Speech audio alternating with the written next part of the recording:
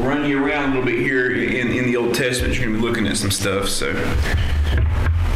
remember up them old fingers a little bit if you want to. If you're flipping through or scrolling through on your iPad or whatever. All right, so God's directive for living in the land is kind of where we stopped last week, okay? The third point of this. There's two things here in verses 7 and then in verses 8 and 9 that we're going to finish up. Last week, we kind of jumped into this and we looked at these first 9 verses of Joshua chapter 1 and saw that God's grace and gifting the Israelites the land.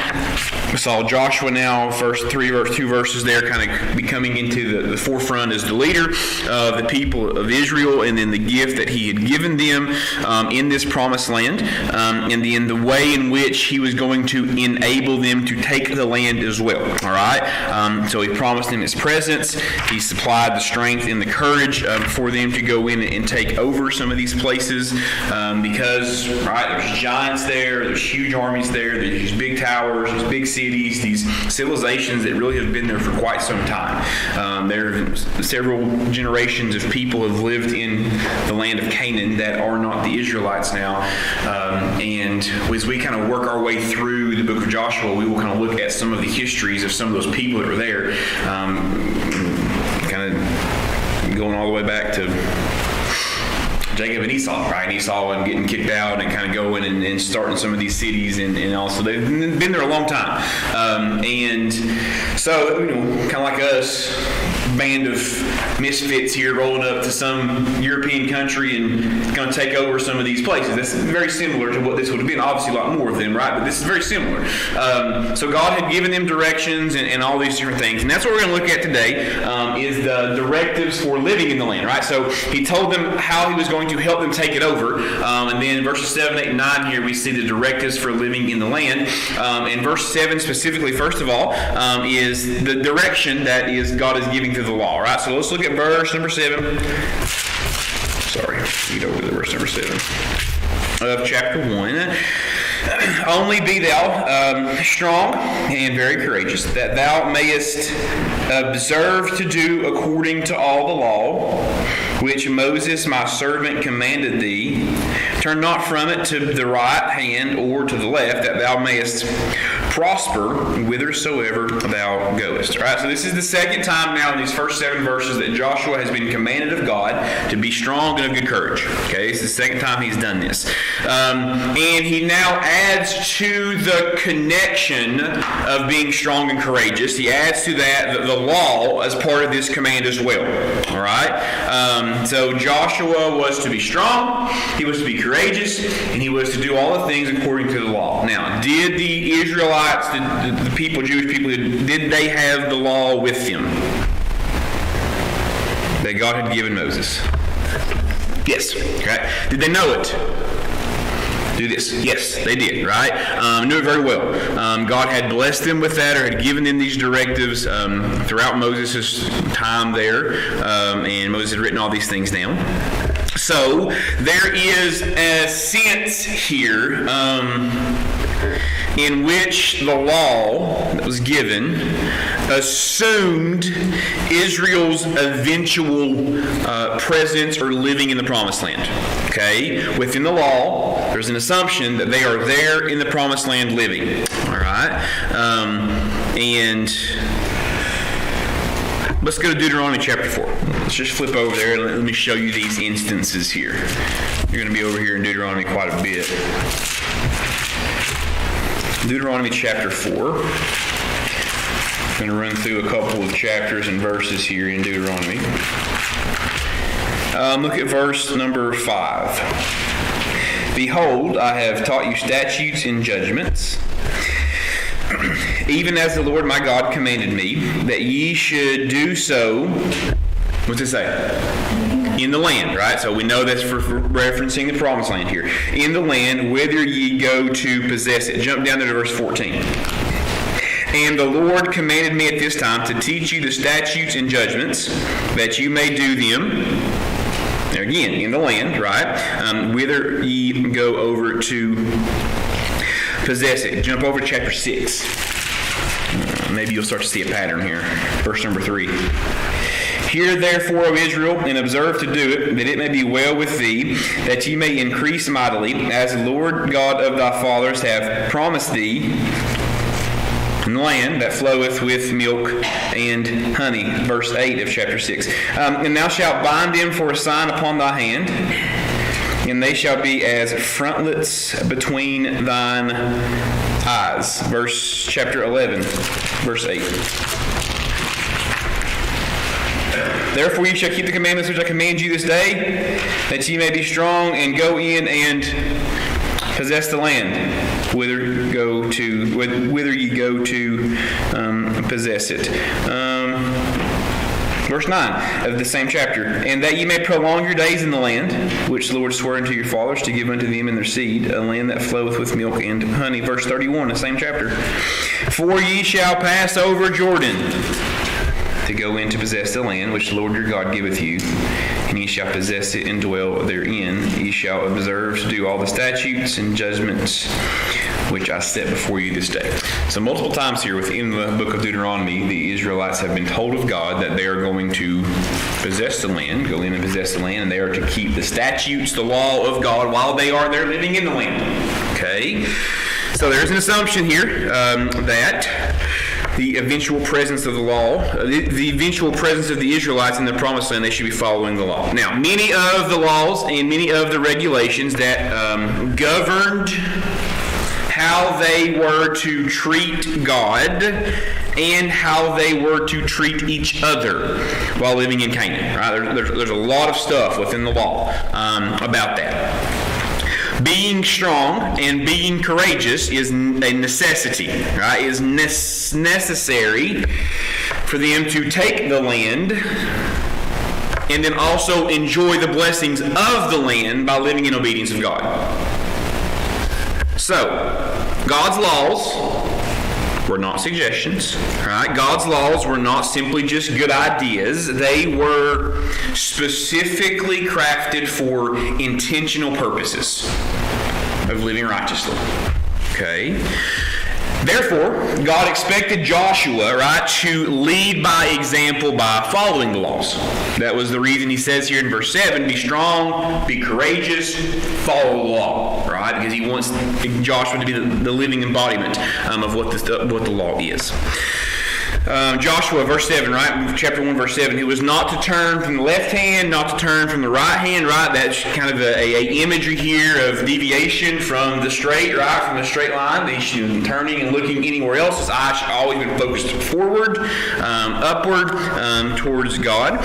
And he also, not left, not right, should not have to add anything to it, right? There's no need for additions that Joshua needed to make. Making it maybe stricter or making it loaded with extra details. Right? He didn't need to do that. And he also was not to treat the law very lightly. He was not to make it more easily consumable, more palatable. He wasn't supposed to do that. He wasn't trying to make it easier to follow. As Joshua and the children of God, or the children of Israel, obeyed God's laws, if they were to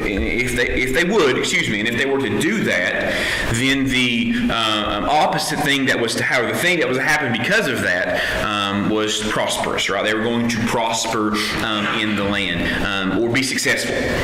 So their success of taking over the land and living prosperously in the land, all of it was predicated, right? All of it was based on them being what? Obedient to the law of God, right? Obedient to what God says. Pretty straightforward example, a pretty straightforward pathway on how to go in and take over these cities and to live, not just exist in the land, but to live bountifully in the land. All they had to do was listen to God. Pretty straightforward, right? Pretty basic principle on what they needed to do.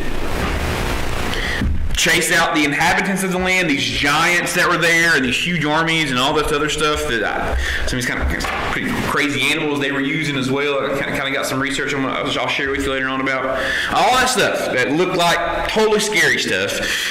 They were going to be able to successfully chase them out if they simply just were obedient to God, and also live to the fullest of the land. The Mosaic covenant, right? The Mosaic covenant that God had made with Israel was conditional. And the conditions were, if they obeyed, then he would bless. If they disobeyed, though, right, then they could experience calamities, problems, and possibly even removal from the promised land. Go back into Deuteronomy with me. Go to chapter 7.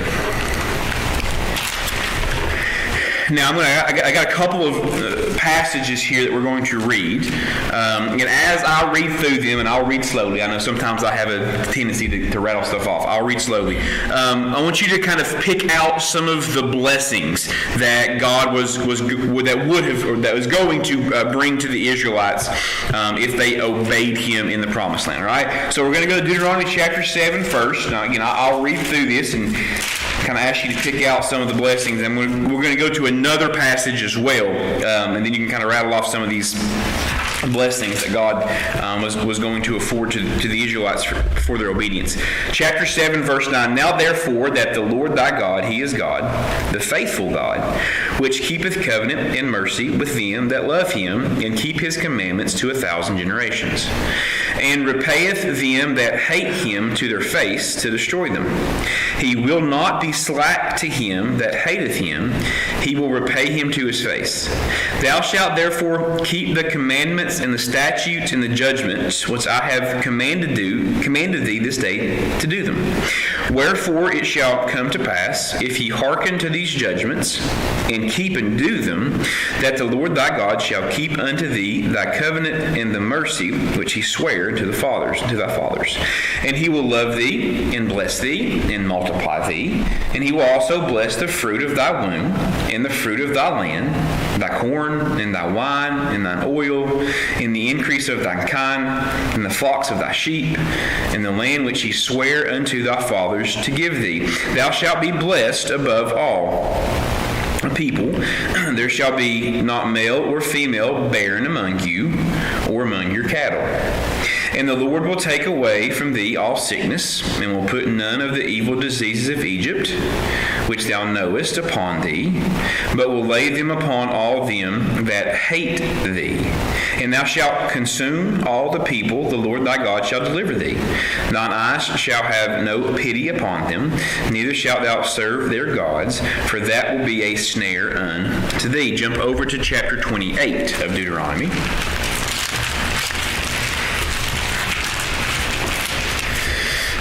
Start there in verse 1, read down to verse 14. And it shall come to pass, if thou shalt hearken diligently unto the voice of the Lord thy God, to observe and to do all His commandments, which I command thee this day, that the Lord thy God will set thee on high above all nations of the earth. And all these blessings shall come unto thee, and overtake thee, if thou shalt hearken unto the voice of the Lord thy God. Blessed shalt thou be in the city, and blessed shalt thou be in the field, and blessed shall be the fruit of thy body, and the fruit of thy ground, and the fruit of thy cattle, and the increase of thine kind, and the flocks of thy sheep. Blessed shall be thy basket and thy store. Blessed shalt thou be when thou comest in, and blessed shalt thou be when thou goest out. The Lord shall cause thine enemies that rise up against thee to be smitten before thy face. They shall come out against thee one way, and flee before thee 7 ways. The Lord shall command the blessings upon thee in all thy storehouses, and all thy and in all that thou settest thine hand unto. And He shall bless thee in the land which the Lord thy God giveth thee. The Lord shall establish thee a holy people unto Himself, as He hath sworn unto thee, if thou shalt keep the commandments of the Lord thy God, and walk in His ways. And all the people of the earth shall see that thou art called by the name of the Lord, and they shall be afraid of thee. And the Lord shall make thee plenteous in goods, in the fruit of thy body, in the fruit of thy cattle, and in the fruit of thy ground, and in the land where the Lord sware unto the fathers to give thee. That Lord shall open unto thee his good treasure, the heaven, to give the rain unto thy land in his season, and to bless all the work of thine hand. And thou shalt lend unto many nations, and thou shalt not borrow. And the Lord shall make thee the head and not the tail, and thou shalt be above only, thou shalt not be beneath, if thou hearken unto the commandments of the Lord thy God, which I command thee this day to observe and to do them. And thou shalt not go aside from any of the words which I commanded thee this day, to the right hand or the left, to go after the gods to serve them. What there are, and there's a bunch, right? And there's a lot of stuff we read there, but what are some of the blessings that God is going to bring to the Israelites if they obeyed him in the promised land? Some of those, we read a bunch of them. What were some that kind of stuck out to you? Protect from all the enemies. Yep, absolutely. What else?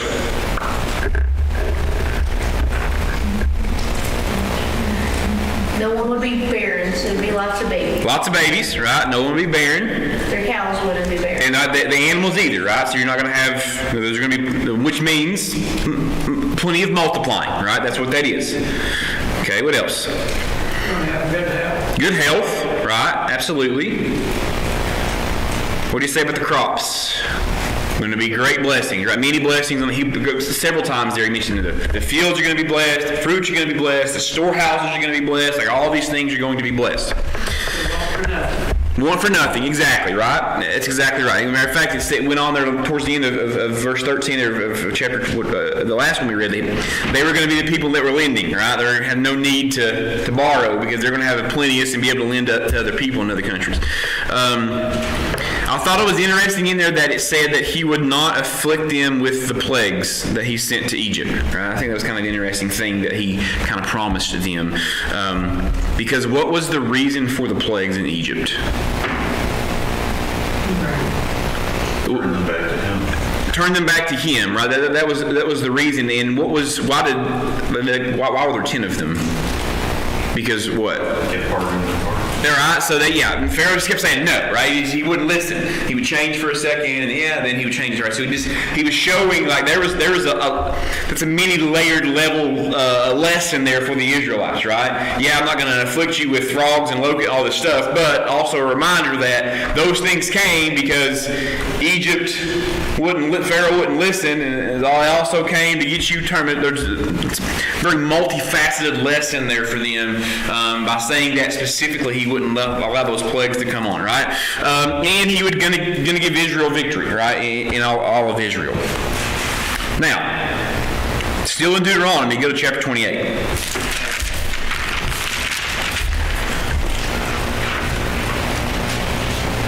I'm going to read another portion of Scripture here to you.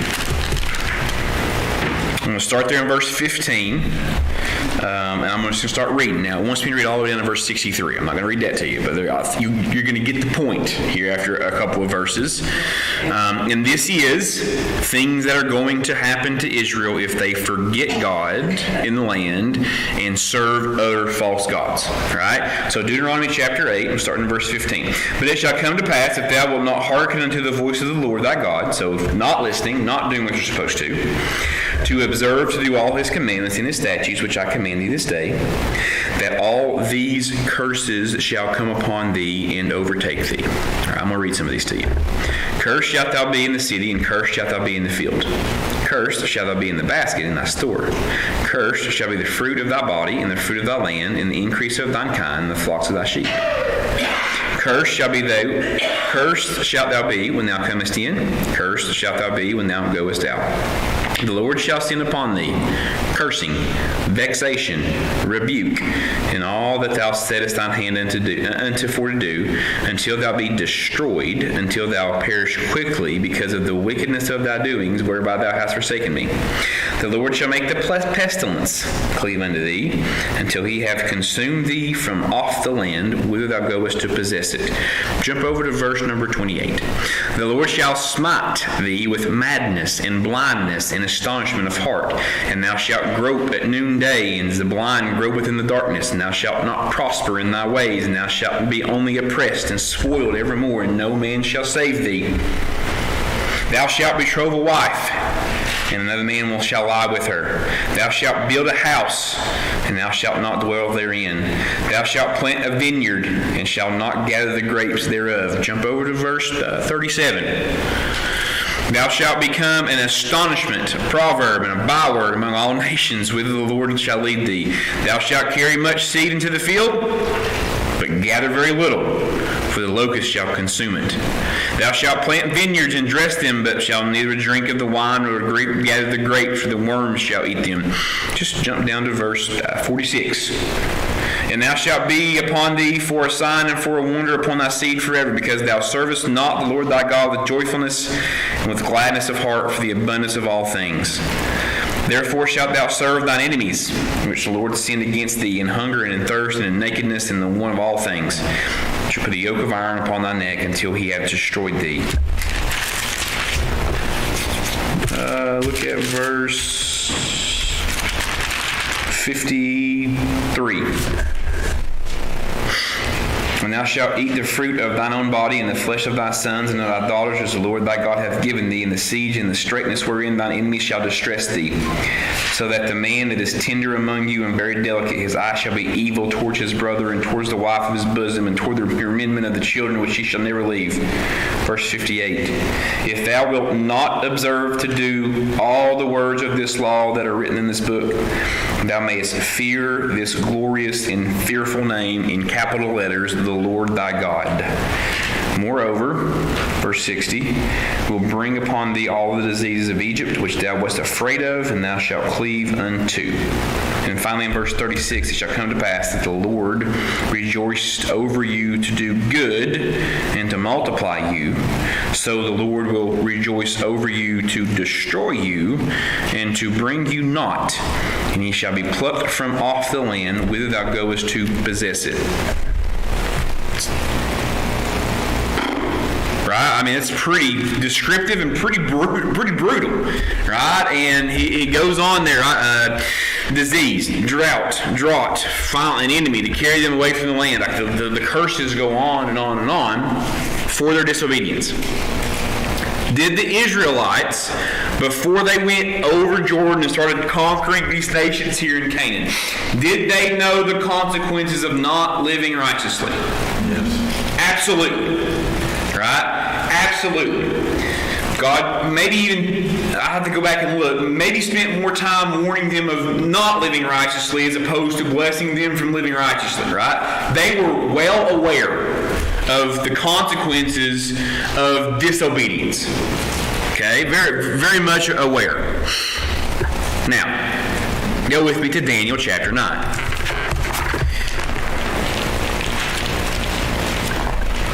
Daniel chapter 9.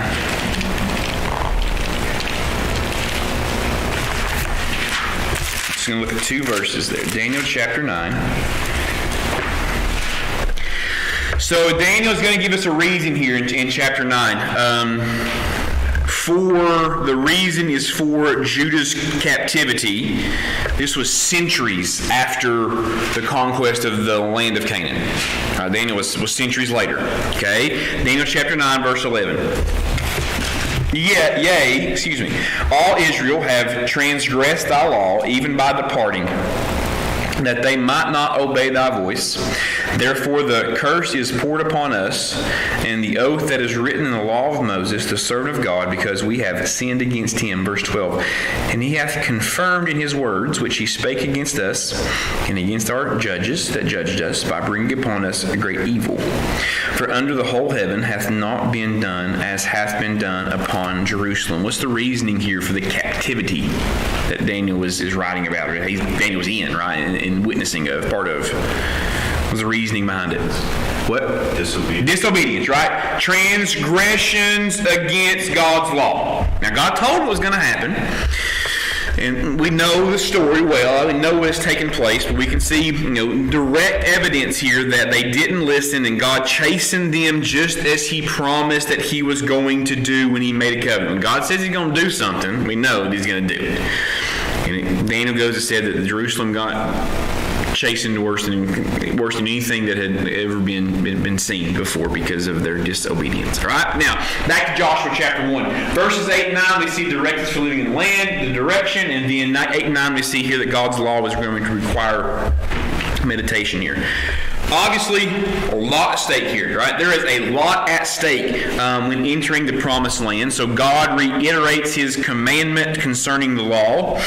Tells Joshua in verse number 8 this book of the law shall not depart out of thy mouth, but thou shalt meditate therein day and night, that thou mayest observe to do according to all that is written therein. For then thou shalt make thy way prosperous, and then thou shalt have good success. Okay? God's law was to govern Joshua's speech, interaction with God, interaction with others as well, because somebody's words reveals their heart, right? And God wanted Joshua's heart to be directed by the law. Over back in Deuteronomy, we don't have time to go over there, but in Deuteronomy chapter 6, Moses commands specifically about the law, that it was supposed to be in the people's hearts, because if it was in the people's hearts, then it would come out of the people's mouths, all right, in the way in which they acted and carried themselves as well. So, in order for Joshua's heart to be directed by the law, where did Joshua's focus need to be? On the law, right? On the Lord. He need to be meditating on the law. Meditate is an idea of muttering to oneself, right? Kind of thinking to yourself, coming up with stuff. I do this. I'm bad. I do this a lot. Like I'm bad, especially when I'm working on myself. I'm bad to kind of like talk to myself. Smartest person I know, right? But I do, like I'm bad, and I catch myself sometimes, even at school, like kind of just talking to myself, and the kids are kind of looking at me like, what is it? That's what this is the idea of, right? Is meditate, is muttering these things over to yourself, right? Because it conveys practice of talking to yourself about the meaning and the implications of the law. And it's going to help Joshua better understand God, right? If you want a better understanding of God, look at God's words. Study His words, right? Study the things He's given us. And the essence of it as well. And we're thinking about those things, and we're meditating those things, and we're repeating those things to ourselves, right? Then that becomes part of the fiber of who we are. Then that in turn causes us to react the way in which the things that we are taking in. Can help them understand God, whose character and attributes are revealed by the law. All right. Moses instructs in Deuteronomy about the law and the use of the law. He instructs that the parents are supposed to instruct it to their children, talking about how it applies to their daily life, and then using it to govern all the aspects of their lives as well. So verse 8, we see God stating again that He's going to bless obedience to His law.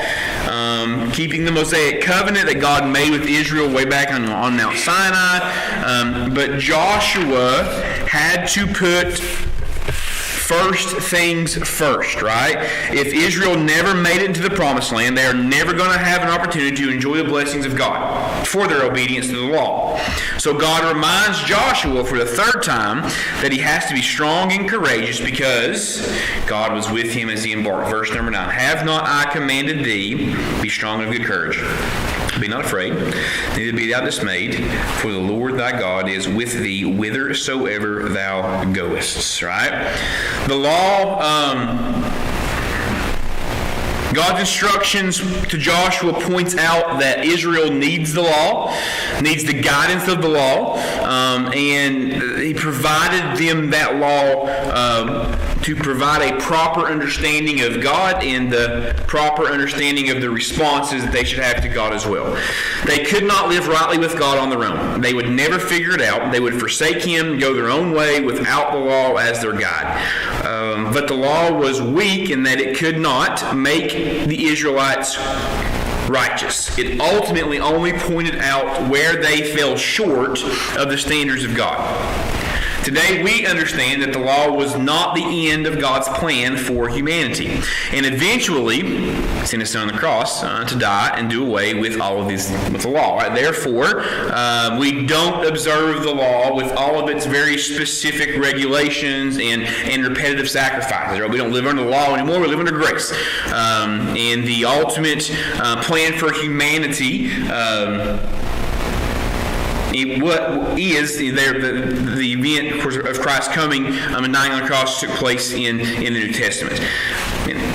The New Testament scriptures, particularly here the epistles, give us similar commands to the law, right? Of following God's grace, right? It's not the law. It's not the same as the law, but God has still given us commandments in living by grace, and He's still calling us to live righteously, right? And then blessings will come because of the righteous living, right? So it's very much a correlation to the same thing, but just the law wasn't fully satisfactory in what it could do for Israel's righteousness.